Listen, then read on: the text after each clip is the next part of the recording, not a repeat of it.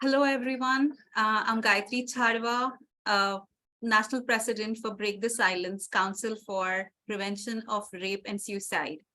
And today we have started in this Mental Health Awareness Month, a very important topic that I feel is talking to the teens about the issues that they face, about what is it that they expect from us as a society. So many teens today around me suffer from the issues where they lack acceptance, they feel lonely, they are unable to speak their hearts out. But what is the actual reason why they feel this way? And what is it that we can do as a society to help them navigate through these teenage years, which are so nicely called as the behavioral issues? But is it something definitely just behavioral? Or do we as a society lack somewhere to help them and support them and give them that assurance that, yes, we are here for you? So to discuss on this topic, I have with me Sneha today. Sneha is a student of MIT WPU Pune, a 19-year-old has completed her first year in BA Psychology and a singer by passion. Welcome, Sneha. And I have with me Shivangi, who's an 18-year-old student pursuing journalism and psychology at Flame University. And she loves to meet new people and write, and she's a lovely writer. Sneha, I would first start with you. Can you give me a little bit about yourself? More. Okay. Hi, as you know, my name is Sneha, and I was born and raised in Tamil Nadu, the southern part of India, Erode. And I completed my 12th grade till 12th grade over here, and then I moved to Pune for higher education. That is MIT WPU for BA Honors Psychology. And then I really love to sing. I also do write, but I like to sing more. And then yeah, that's much about me, I guess. Okay. And over to you, Shivangi. Hi guys, as you heard, I'm Shivangi and I'm currently studying at Flame University. I think I'm from Delhi, by the way. Sorry, I forgot to mention. But I go to university in Pune. I'm at Flame and I'm studying journalism and psychology, which I think is a very interesting combination because journalism is all about reporting, like understanding people around you and like talking about them, and psychology is about understanding people like from within. So I think it's a very interesting combination that defines me as a person. Thank you so much. So I just have a question for both of you. Like both of you are born and brought up in a different city. How difficult is it to adjust to a totally different culture, different people, different belief systems when you shift to a different city? So how difficult has it been for you, or has it been? Sneha, over to you. Yes. So actually moving from here to Pune and adjusting to the cultural differences wasn't that difficult because I have been actually trained over here to be adapted to different cultures because of the South Indian culture that is over here, and then me having the North Indian culture that because I'm Marwari. So I guess from childhood I've been in two different cultures, so adapting to them wasn't that difficult. But you see, like, of course there are like, what do they say, differences that might affect you, and certain things that are like so small that you might just ignore, but like they actually affect you, and at some point of time it's later when you realize that oh my god, that thing affected me. And it really hurts a lot. But then I guess you just get used to it, and that's actually not good because you have to come out and tell yourself that okay, those things are hurting you, and they are, just because they're the smallest thing, it doesn't mean that it doesn't hurt you. So I guess that's it about the cultural differences. Thank you, Sneha, for sharing that. And I agree that it's not good to just, get adjusted to it, where things do hurt. And it's important to address them at times. Thank you so much for sharing. Over to you, Shivangi. I think shifting and like going away from home was a very new experience for me because I'm the only child. I've always been like protective. I've always been sheltered, and that's how I've like grown up. But when I shifted to Pune, especially from a place like Delhi, which is considered to be one of the most unsafe cities in Delhi, going to in my opinion, I think Pune is like relatively safer. Like you still feel safe going alone in an auto or in a cab. So I think it was a very liberating feeling to go to a city like that, to experience a new culture, apart from how I've been like growing up and what I've been experiencing throughout my childhood. I think it was I like shifting from Delhi to Pune. It took me a whole year to understand and to process what it's going to be like for me to live two different lives, because I have a home here, but I also have a home there now, like after a year of studying in Pune. So I think it's a very beautiful feeling. I actually really enjoy the cultural differences because I like to like compare how different what I've learned throughout my life is from what I'm going to be learning in the next 4 years. So it's fun. I like Pune. It's a I'm so very glad that both of you are finding it fun. Yeah. yeah. Yes, you were saying, Shivangi, please. No, I was just mentioning that it's a very relaxed city. You don't have to think about doing anything. Like you don't have to like think too much before you do anything. So Yeah. I like it. Yes. So I'm so glad that you both are finding the cultural differences, understanding different cultures, so liberating, or so many things. But as a teenager, and your peer groups around you, because both of you have psychology in common, how do you think, like, other teenagers or teenagers of your age deal with these things? Is it a very common thing that people get adjusted, or teenagers? There is a very big talk that, oh, teenagers is always where you're labeled that, oh, this behavior, you're doing a teenage behavior, or, you know, you have to listen to us, where it is expected that you grow up, but it's still like told that you're a child. And in that, adjusting to new cities, making your own decisions in a completely new city, how do you think that particular aspect works, being labeled as a teenager and expected to be at both sides of the spectrum? And is it something that you face, or you see people, your peer group facing that particular issue? And is it really an issue? Because I feel it is for teenagers, but many of the society says, no, it's not. It's just the teenage behavior. So, Shivangi? I think I agree with what you just said because I personally have experienced it so many times. When I talk to my mother, I'm old enough to do certain things, but I'm not old enough to do certain things. So I think in like a teenager's life, especially like for me and my peer group, that the things that I've noticed, it's a very confusing emotion because you don't know where you belong. Like you don't know if you're old enough to do things or if you're not. It's a very it's like when you're moving from childhood, when you're moving from like being dependent on somebody throughout to living by yourself and trying to learn. The other day, I'd like to share this incident.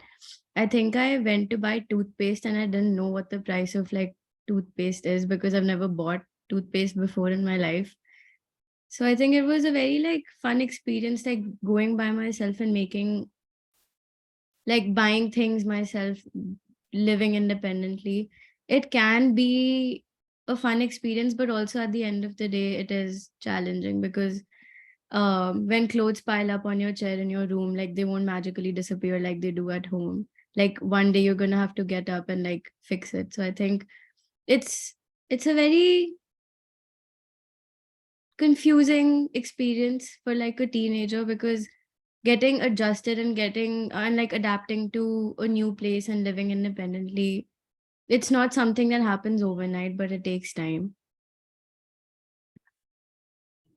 Agreed that it doesn't happen overnight. It takes time, and confusing because, as you rightly said, you're old enough to do certain things, but you're not old enough to do others.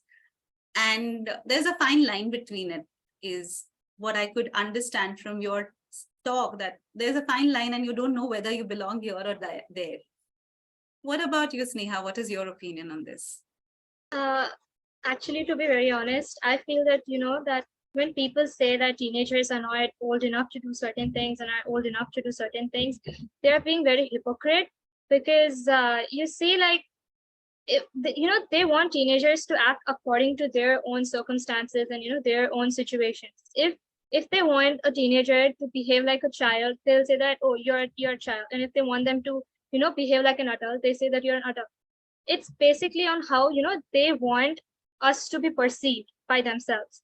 So I feel that like, just give them their own space. Like, if they're growing up, they obviously know what is good and what is not, and what's right and not, what should be done and what should not be done. At least give them like a clear set of instructions of what should be done. Don't like let them hang in between those two sides and confuse them, and like literally just make their entire existence as a confusion. Because being a teenager is a really like a beautiful thing, and just blaming it on hormones, on like things, I mean, of course they do have a lot of impact, but then like entirely blaming it on hormones or other circumstances on how a teenage behaves in a certain way, I don't think like it's the right way or right approach to take. So, and as fact about like adjusting to a new place, I think that, as Shivangi said, it's also very confusing, and and it takes a lot of time, of course, because we have been trained in such a way that like in a teenage, as you said again, that you're also a child but you're also an adult. So it's in like you're stuck in the middle, and you're supposed to choose one part, but you don't know which part to choose and when to choose when. So yeah. I'm so glad that you could open up and call out the hypocrisy of the situation, because as you rightly said, you cannot blame it on hormones. Yes, they play a part, but the way your environment, the way people around you behave with you is how you respond to that behavior, and which is, I think, a natural human tendency to do that. And you did put up a very good points about how we can help you in that by saying that give a clear-cut instructions.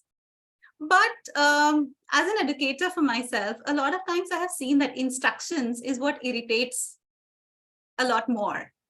So do you think instructions will work? Or is there any way in which we can clear this confusion for teenagers?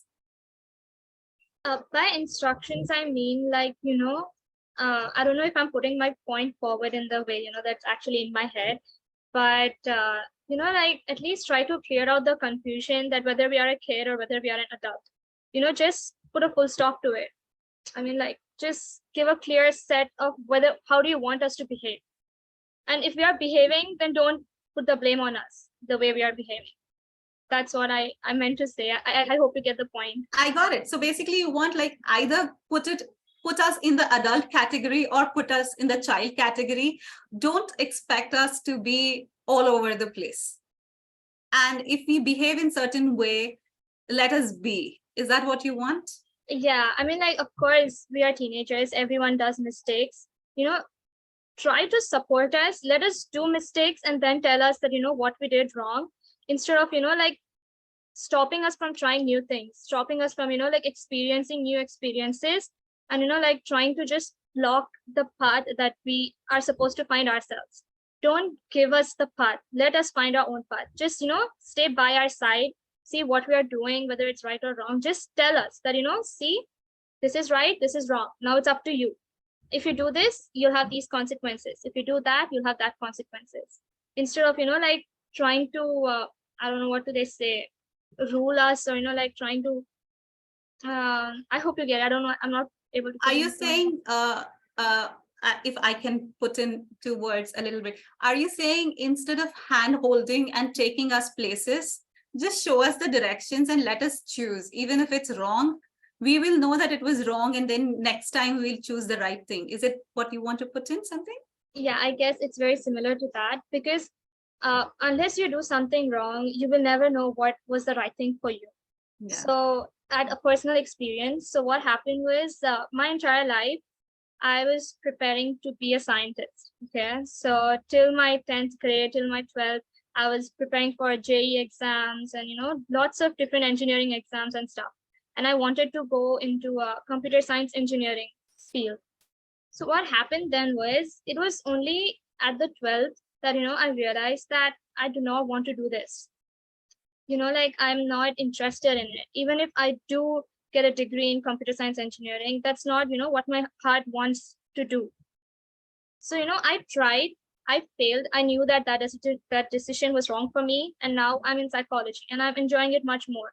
So unless I do something wrong, or unless I do something and try and figure it out that this is not good for me, this is not meant for me, how will I know that that thing is not meant for me? It's just basically that. So you want to do trial and errors to understand what actually interests you, or what your heart is at. I think, Shivangi, in the university that you are, I think, because of what I know, you have these options in the university itself where you can keep on changing your major or minor, kind of, if you want to try in the first year.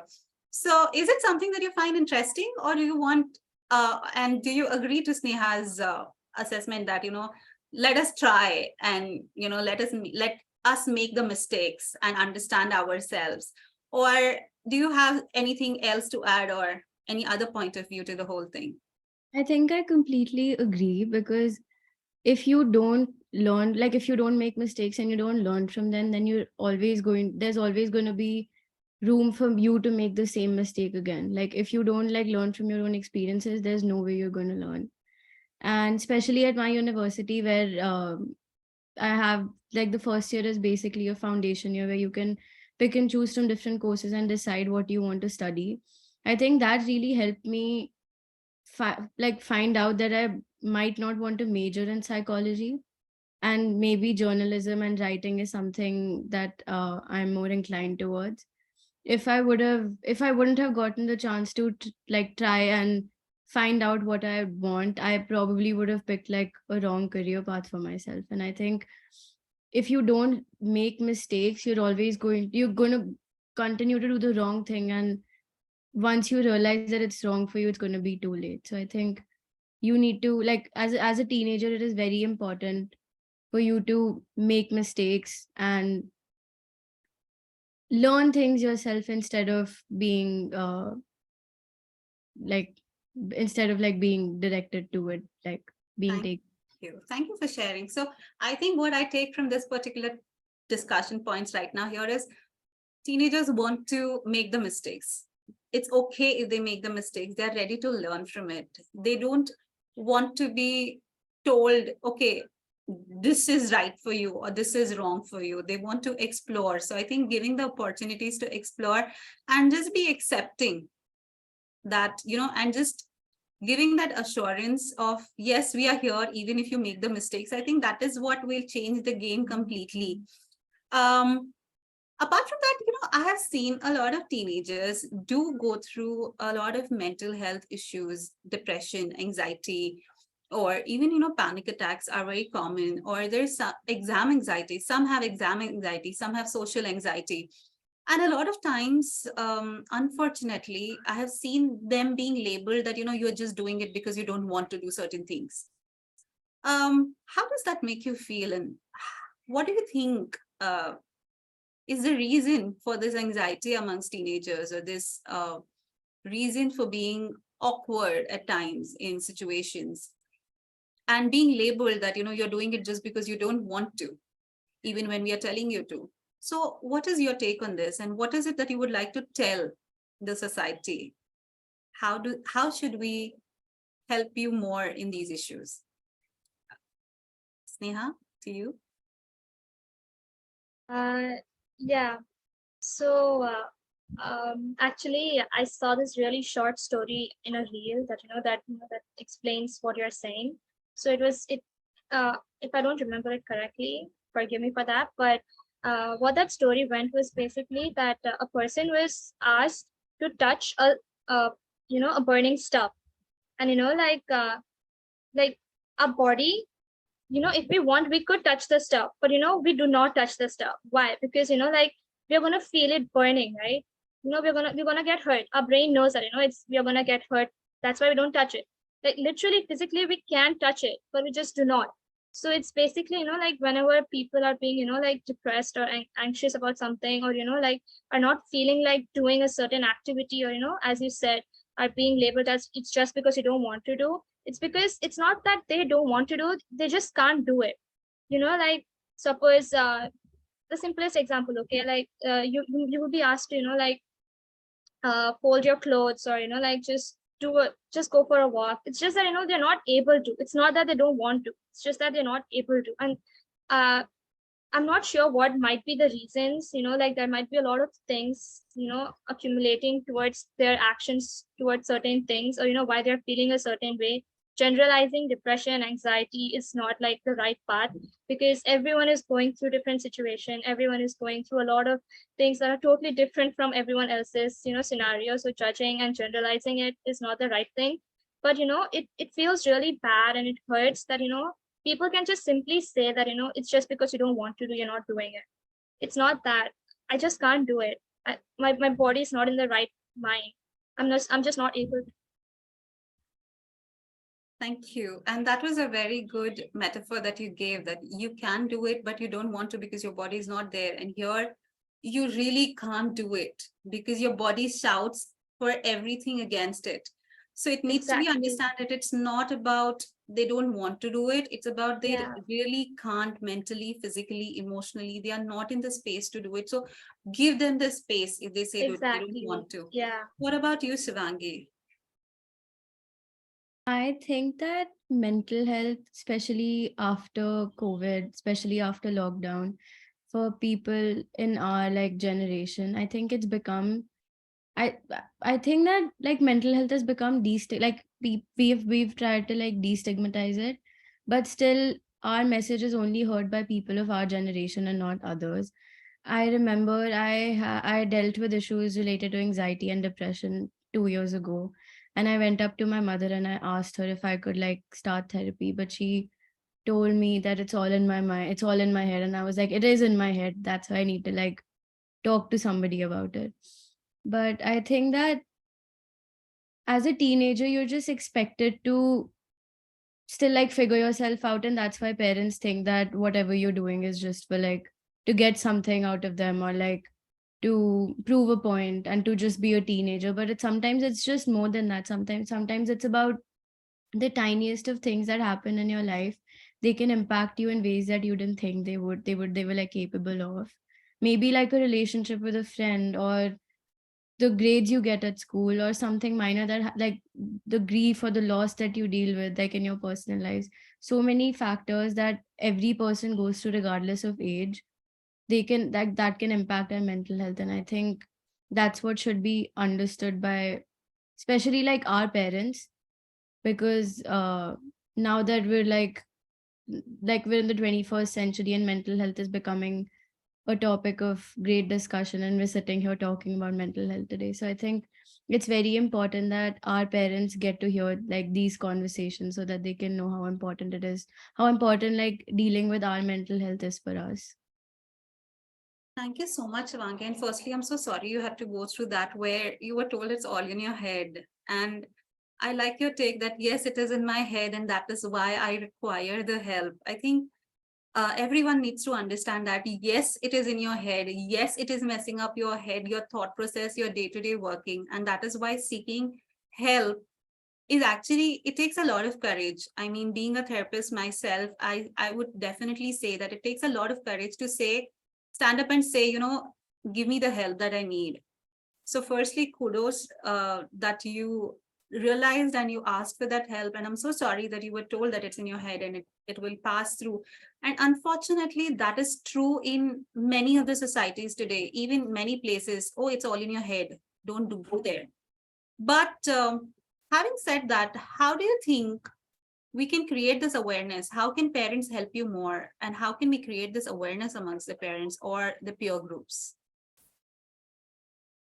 I think involving mental like now that Instagram is a medium that communicates with to everybody, I think directing posts or directing stories, reels that explain mental health in a more simple manner to parents, so that they can like so that the gap between the two generations can be bridged. And also including seminars or talks where parents like from school like of school children can like go for seminars and understand what mental health is. So maybe like schools and like institutions in general taking an initiative to explain what mental health is to our parents. I think these initiatives and these are the ways in which like our parents might be able to understand, because if I tell my parent as an 18-year-old, they might not understand. But if somebody in authority, somebody who's older than me, and somebody who's teaching me what I know, tells them that mental health is important and focus on your child's mental health before anything else, I think maybe that's one way they can like try to understand what we are trying to tell them. Thank you, Shivangi. What about you, Sneha? I agree with Shivani, Shivangi, I'm sorry, that, in parents teacher meetings, those PTMs, or, Instagram reels and stuff, that, we could portray the message and, put forward that what mental health is all about. And, personally, I would not like to, entirely put the blame on the previous generation about, how they are treating us, for our mental health, because even they have gone through all that stuff. Even they were teenage ones, right? Even they had gone through all those emotions, all those feelings and stuff. It's just that, they did not have the awareness, the knowledge, or, matter of fact, even the people who could put forward, those kind of information towards them. They just had it, they thought, they were told that, it's all in your head. And they were like, okay, they just suppressed their emotions, and, it just went on for ages. And still now it's haven't been, opened at all. So I think that, maybe once parents are able to understand that mental health, is actually very personal, and, when it is pointed towards themselves first, and then when it's pointed out towards their kids, I feel that, it would have a more impact, because, parents, when they realize that how much impact their own mental health is having on themselves, they'll be really sorry for about the mental health impacts their kid is facing.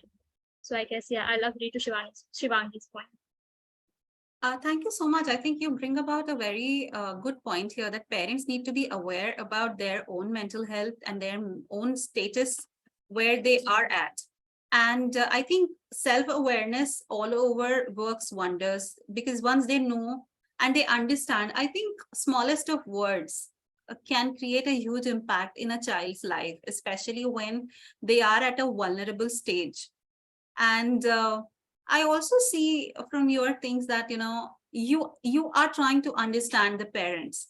A lot of times it is said to the teenagers, I mean, I have heard these conversations very commonly, my child just doesn't want to understand what I'm trying to say.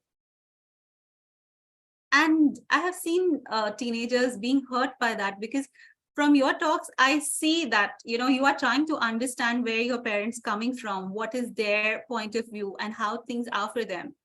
So how do you feel like, when it is said that, oh, my child doesn't, or just in general, teenagers are the ones who do not want to understand anything about the world and just want to do their own things.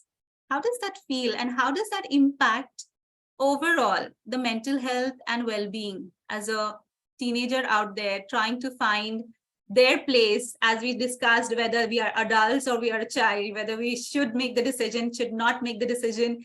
Then there's the burden of being good in the career that we have chosen.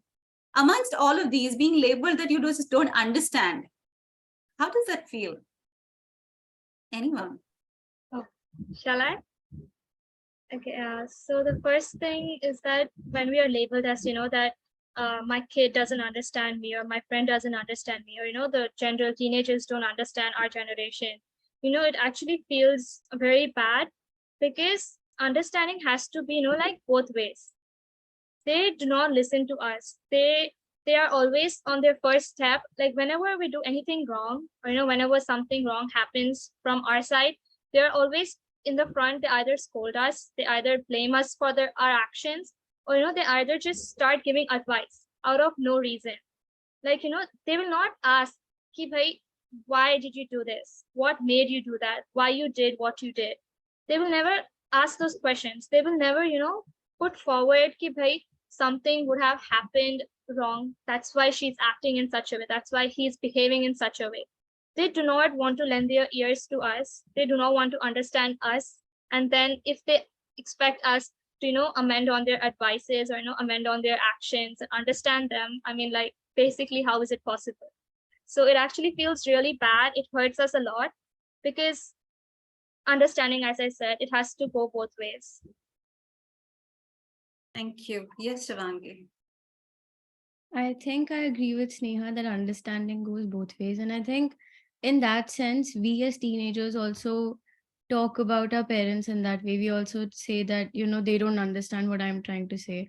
But at the same time, it's like generational conflict is like a wall between the two generations. So it's like you're trying to say something, whatever you're saying is reflecting right back. It's not like seeping through, because there is like the way that they've been brought up and the way that we've been brought up, and the culture that our generation is used to, and the culture that their generation was used to is very different.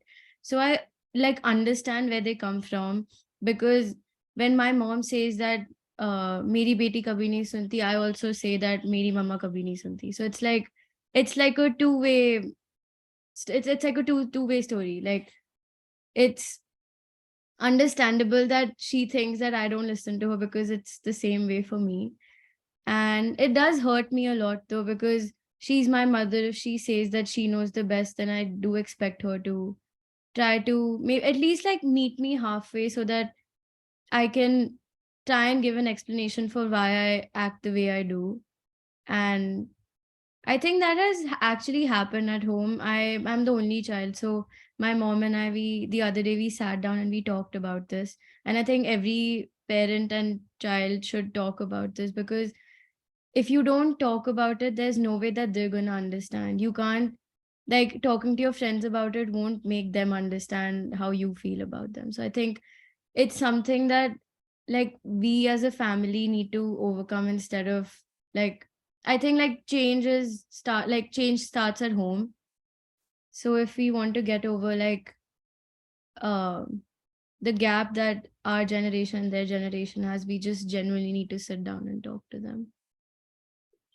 Thank you so much, Shivangi. I think that makes sense that we need to start the communication. I think if you communicate uh, and actually sit and talk to understand, and not just to play the blame game of, you are doing this, I am doing this, but to actually sit down and talk and understand where the other person is coming from. I think that would definitely save a lot of heartache, especially because that would create, I mean, again, correct me if I'm wrong, because I would love to hear your views on what I feel, is that it will create a safe space for the child, that, what, no matter what happens outside my house, I still have these four walls where people will understand me. And I think I won't generalize it again, but many of the teenagers these days feel that they don't belong in the house because they are not heard. As you said, Sneha, that, it's a two-way thing. If you want us to respect you, or if you want us to understand you, please give the same thing to us. In the end, you are humans too. Teenagers are humans too. They also have feelings and they also do get hurt. And I think, coming from being a therapist and talking to so many people, I've seen that more than what friends say, at times when the family doesn't understand, it hurts more. And not having that safe space, and then they are blamed, oh, you are out only, you don't sit with us, you don't talk with us. So I think, Shivangi, that makes complete sense about, like, communication. So do you think, like, teenagers starting the communication, are you guys open to it, or does the communication have to start from the family end? What do you think about it?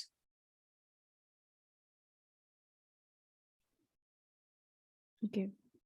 I think that like if see, parents have like an ego thing. They're the authority figures in the house. So I don't think they're ever gonna come to us and like start a conversation. Even when my mom and I fight and she's at fault, her way of saying sorry is to like cut like a plate of fruit and give it to me instead of actually coming and saying it. So I think we as teenagers like really need to understand that and like keep our egos aside. Even if like the fight is major and it's like a major clash between ideas and views, I still think that we're the young ones. Sometimes it's not like the elder person's job to teach you. Sometimes it like the roles can be reversed and you can go up to them and you can like begin the conversation, because once the conversation has begun, like it's then it again it's going to be a two-way thing. It's just about starting it. And I think that if we want to fix our relationships with our parents and not like especially when we move away for college, if we don't want to drift away from them and like still stay connected to home, I think maybe teenagers like us as teenagers should take that extra step and just begin talking about our lives. Like if they won't listen like once or twice, they have to sit down and listen to you the third time. Thank you. What about you, Sneha? What is your take on this? It's very similar to what Shivangi said, but you see, I feel that most of the time, again, not generalizing anything, most of the time it is the teenager who starts up the conversations. They give out the symptoms, they give out the signs, they are literally talking about it, they're telling it to their parents, but they're ignoring. If they ignore those signs, if they ignore the talks that we are doing, if they ignore our behavior, and then later on come and put the blame on us, that's not gonna work. That's not the right, you see, because if, like, from childhood, if we are hurt, we'll shout, right? Mama, I got hurt. Papa, I got hurt. We will shout. We call for them. We ask for their help, and they do come. It's just that we have grown from that age, and we are still calling out for them. But it's just that sometimes the signs are unheard, and sometimes those signs are unseen. And then I guess the communication gap that increases further and further, and we drift apart. I would suggest that like, I feel that teenagers are the ones who start, who give out the signs, but it's just that parents are sometimes ignorant of that. And it would be really helpful if they look for the signs, pay a little bit more attention to their teenage kid, and like, understand them, and sit down when the child is actually wanting to talk. Sometimes what happens is that like, there's a lot of thing going on inside your head, and then you start out slowly. And when someone comes in, and then you have heart-to-heart connection, you have a heart-to-heart talk, that's when like, the entire venting starts out. That's what I feel, that once you find your kid trying to say something to you, please sit down and listen to that kid. Don't give your advice, don't tell them what's right, what's wrong. They know. They just want someone who can listen to them. So they just want to vent it out. They don't want your advice. They know what's right, what's wrong. Thank you. I think it made me emotional just when you said about that, as a child, we always go to the parents and, I'm hurt, mama, I'm hurt, papa, I'm hurt. And then they are there. But suddenly that shift happens and you're expected, oh, solve your own problems. And then at the other end going and saying, oh, you're still a child. I think this is where that line where you said the confusion of whether a child or an adult, we are still your children and we are still giving you the signs exactly the way we were when we were children. Exactly. Just look at us exactly the way you used to look at us when we were children. I think that's a very strong message to give out to the society, that look at us the same. We are the same children. It's just that we are grown up. And our way of communicating to you still is the same. We are still giving the signs. I think taking a pause and listening to each other would solve so many of the problems around, wouldn't Definitely.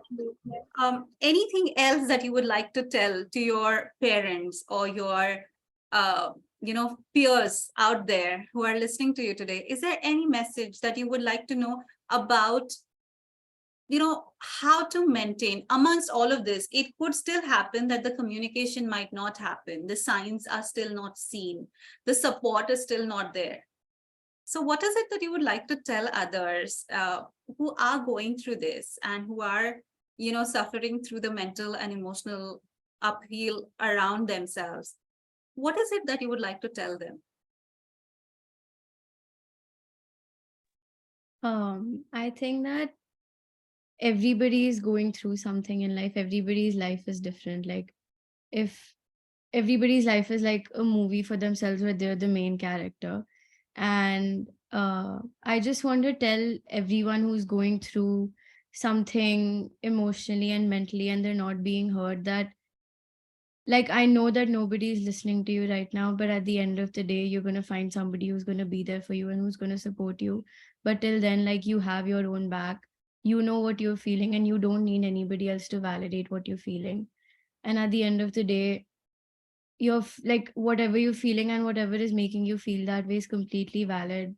And even if anybody else like judges you for the way you feel, like you shouldn't let it get to you, because that's what people do. That's what like other people's like role is in your movie. They're supposed to be there and see how you're living your life and give their criticism on it. But at the end of the day, you are the one who is going through whatever you're going through, and it's in your hands how you want to deal with it and who you want to talk to it about with. Thank you so much, Shivangi. Over to you, Sneha. I would like to tell to people who are like going through such emotional distress and who don't have anyone who whom they can go and talk to, is that first thing, like try and get help, because uh, that help will make a major change in your life. You will see life in a very different and much more beautiful manner. And then one another thing I would like to say is that just keep one thing in mind, that change is the only constant. Everything is going to change. Everything is changing. You are changing. And there is, no need to feel bad or no need to feel sad about it. If people are leaving you, if people are, like changing according to you, let them change. Because if it's just simply not changing, then you will not know if you're growing or not, right? So it's just that, let if it just be involved in that change, just embrace that change and be happy, because this is the only life we have, and the only purpose of this life is to live. Let's not survive, let's actually live and be happy with it. That's it. Thank you so much, Sneha, for it. I mean, that is a very beautiful message. We have to live. Uh, that is a very strong message, and not just survive. And on that note, I would just like to ask, like, what is it that you would tell the others around? People who are suffering, these are very strong messages, but what about those others around who are, you know, who could support people going through, or teenagers going through, the peer group around? I have seen a lot of times these days, especially post COVID, as you said, Shivangi, the conversations are open, the things are happening brilliantly, the support is happening, the work, awareness is being created. But still, can peers of the same age group, or the authorities in universities, the parents around, how can we help these teenagers, or you as teenagers, to make it a little bit more better for you guys? I think for me personally, I just like for somebody to listen to me and somebody to acknowledge what I'm feeling instead of making me and my emotions feel unvalidated and uh like irrelevant to their lives. Because at the end of the day, sometimes you just need somebody to talk to. You just need a person who's just going to sit and listen to you, not say anything back, not give you any advice, but just somebody you can vent to. For some people, it's a friend. For some people who are lucky enough, it's a therapist. For some people, it's a teacher who they feel close to. For some people, it's their grandparents, it's somebody from their family, or one of their best friends. So I think everybody, like people around a person, like especially like in today's times when we know that how important like mental health is, I genuinely think that we shouldn't be like so quick to judge somebody based on how they're acting on a certain day or how they're behaving on a certain day, because they might be going through something that you don't know about. So I think we as society need to be a little bit more accepting and a little bit more open about like other people's emotions in general. And somebody in like that person's close peer group, like it's not very hard to be the friend who somebody comes to and talks to about like their hardships and their problems, or even their like happiness and successes. I think being somebody who's just there to listen to someone is a very like special and a very cherished like relationship. So I think just be there for people and listen to people. Don't judge anybody before you know the complete story. Thank you so much, Shivangi. Over to you, Sneha. Um, Again, I would like to point out the point that I have said before, that that nothing happens out of the blue. There are signs, there are some incidents or accidents that that leads a person to acting or behaving or to a certain mental health issue. So precaution is always better than cure. If you can notice those signs, if you can notice those symptoms, kindly like be it the peer groups, be it your family members, be it the school authority, therapist, or anyone who's close to you. If you see that your favorite person is behaving in such a way that it's out of the normal, out of the usual, then please go and sit and talk to them. Again, as Shivangi said, that you always like, it's personally, I feel that that we all need one person who can listen to us, and no one has the time for that. If you can make that time for someone, that would be the best gift you could ever give to your closest one. Just sit there and listen to them, because nothing ever happens out of the blue. There might have been some incident, that might have been some accident that might have triggered your favorite person into acting and behaving a certain way. So yeah. Thank you so much, girls. It was really enlightening for me as a parent, because in a few years down the line, my daughter will also be a teenager. And it's a very humbling experience talking to you girls, because uh, what I take from this, this conversation is we are ready to listen. Give us the ear, and we will spill all that we have within our hearts. We want somebody to listen to us, truly listen to us, without giving any advices, or um, without putting in the fear within us that this is wrong or this is right. Let us explore, let us be who we are, and let us find out what is right for us. And if we are wrong, unfortunately, if we stumble, if we fall, just be there to support us. I think that is what I take from this conversation. And one line that stuck with me, Sneha, is we are here to live and not just survive. I think that is a very strong message, that we are here to live and not just survive. And teenage years are some of the best years of your life, where there is a beautiful transition from a a secluded small place called family to going out in the open, learning to fly, learning to find our footings, learning to know what we really want in life and how we want to go about it. And I think as society, we need more support. And I think if a little bit comes from both sides, I mean, hearing you, I can see that, you are ready to talk. If one step is taken from the other side, I think two steps will be taken from this side too. So that first step needs to happen.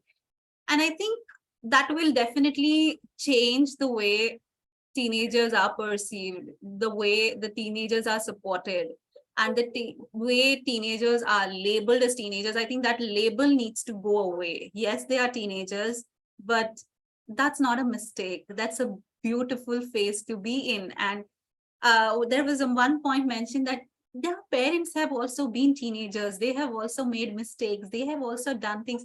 So don't let the fear of what you experienced overshadow the relationships that you have with your children once they enter the teenage years. Let them be those free birds who can make that mistake, but know that they have a home to come back to, no matter what. Thank you so much for such an amazing conversation. And I'm sure that everybody who listens to this will take away some beautiful points. And kudos to both of you to be a part here. And Shivangi, uh, hats off to you for struggling through the phase of depression, anxiety in your life, and still standing strong and having the courage to come and say it out that yes, I went through it. Um, Kudos to you, really, hats off. And thank you so much for such beautiful conversations. Break the silence. We are trying to do exactly this, to open the conversations, to bridge the gaps between the generations. And somewhere I feel once that happens, the rate of suicide, the rate of addictions, and the rate of depression and anxiety amongst the teenagers will definitely change for the better. And let's together come and create this impact in the society. If you really want to join our movement, please get in touch with us and we would be happy to have you on board. We are looking for volunteers.